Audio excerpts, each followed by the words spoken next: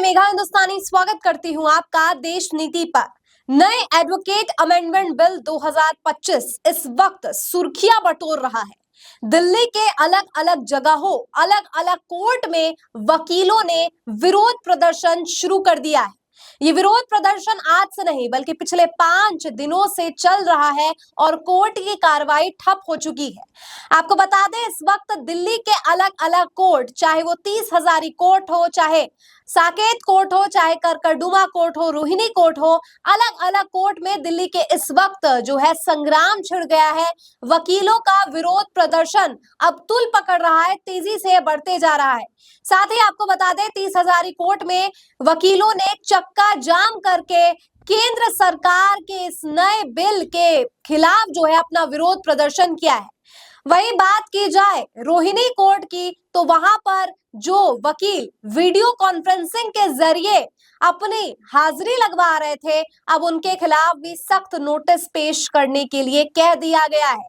वकीलों की जो प्रतिष्ठा है उसके खिलाफ ये बिल लाया गया है, ऐसा दावा खुद वकील कर रहे हैं। वकीलों का ये कहना है कि जो नया एडवोकेट अमेंडमेंट बिल 2025 केंद्र सरकार के द्वारा लाया गया है, वो वकीलों की प्रतिष्ठा, वकीलों के काम करने में हस्तक्षेप लाएगा और उनके जो इमेज है, उनकी छवि जो है और उनके कार्यशैली जो है उसको प्रभावित करने के लिए लाया गया है। और इसी के विरोध में तमाम जगह, तमाम कोर्ट में दिल्ली में जो है विरोध प्रदर्शन वकीलों का लगातार जारी है। सबसे महत्वपूर्ण बात है कि आखिर ये बिल है क्या और इस बिल का विरोध क्यों वकीलों के द्वारा किया जा रहा है। तो सबसे पहले आपको बताते हैं क्या है न्यू एडवोकेट अमेंडमेंट बिल 2025।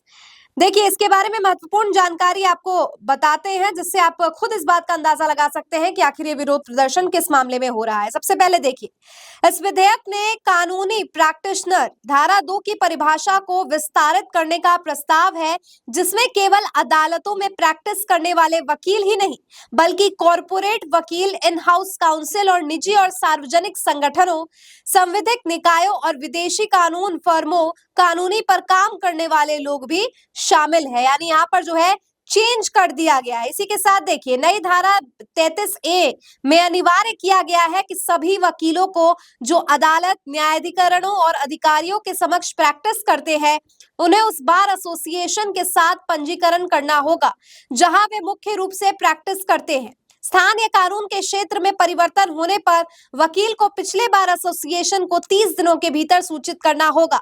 वकीलों को केवल एक ही बार एसोसिएशन में वोट करने की अनुमति दी जाएगी। इसके अलावा एक महत्वपूर्ण प्रावधान धारा 35A है, जो वकीलों और बार एसोसिएशन की अदालतों की कार्यवाही का बहिष्कार या हड़ताल करने से रोकता है। किसी भी उल्लंघन को पेशेवर अनुशासनहीनता माना जाएगा, जिसके परिणाम स्वरूप अनुशासनात्मक कार्रवाई की जाएगी।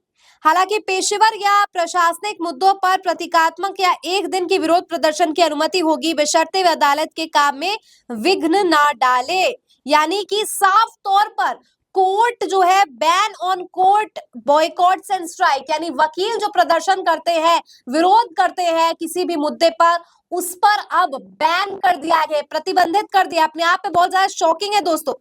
इसके अलावा भी कुछ इसमें देखिए, रजिस्ट्रेशन जो है वो बार एसोसिएशन के साथ उसको मैंडेटरी कर दिया गया है और लीगल प्रैक्टिशनर की परिभाषा को भी विस्तृत कर दिया गया है। ये महत्वपूर्ण जानकारी। इसके अलावा देखिए, गवर्नमेंट ने और भी रेगुलेशन लगा दिए हैं, जैसे सरकार द्वारा नियमित सदस्य बीसीआई में अधिनियम की धारा 4 को इस प्रकार संशोधित करने का प्रस्ताव है कि केंद्र सरकार को बार काउंसिल ऑफ इंडिया में 3 तक सदस्य नामित करने की अनुमति मिले, जो वर्तमान में चुने गए सदस्यों के अतिरिक्त होगी। निर्देश जारी करने की शक्ति विधेयक धारा 49B प्रस्तुत करता है, जो केंद्र सरकार को अधिनियम और इससे जुड़े नियमों के प्रावधानों को लागू करने में बीसीआई को निर्देश देने की शक्ति देता है। तो यहाँ पर बीसीआई जो है, बार काउंसिल ऑफ इंडिया, उसमें 3 तक सदस्य नामित करने का अधिकार केंद्र सरकार को दिया जाएगा। तो क्या यह हस्तक्षेप नहीं है वकीलों के कार्यशैली में? बिल्कुल।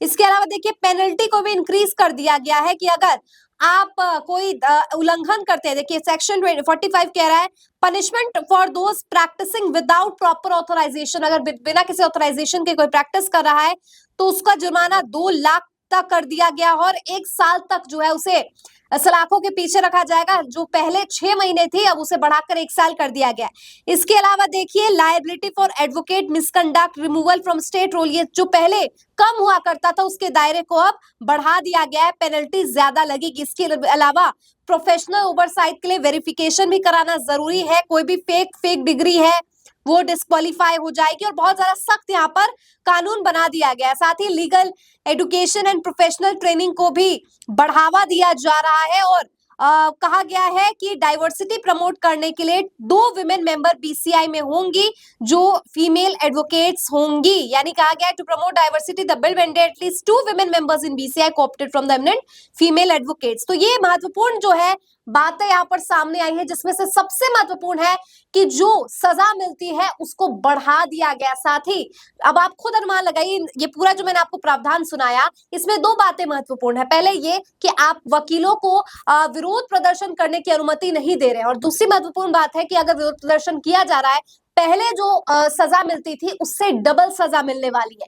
तो आखिर और की तीसरी बात है कि केंद्र सरकार अपनी मनमानी कर रही है कि कैसे बीसीआई में चुना जाएगा बीसीआई को। तो आप समझिए कि कैसे केंद्र सरकार लीगल में भी लॉयर्स और कोर्ट रूम में भी हस्तक्षेप करने के लिए आमादा हो गई है और बस इसी विषय को लेकर दिल्ली के अलग अलग जगहों में विरोध प्रदर्शन जारी है। देखिए कार्यवाही तो ठप हो ही रही है, कोर्ट का समय जा रहा है वो सब अलग बात है, लेकिन कैसे यहाँ पर वकीलों को भी जो है या वकील या कहूं कि कोर्ट के पेशे को भी, जो लॉ का पेशा होता है उसमें भी एग्जीक्यूटिव जो है जुडिशरी में आने के लिए हस्तक्षेप करने के लिए नए नए कानून प्रावधान लेकर आ रही है, जिससे कि वो लीगली भी स्ट्रॉन्ग हो सके और जुडिशरी पर भी अपना कब्जा कर ले।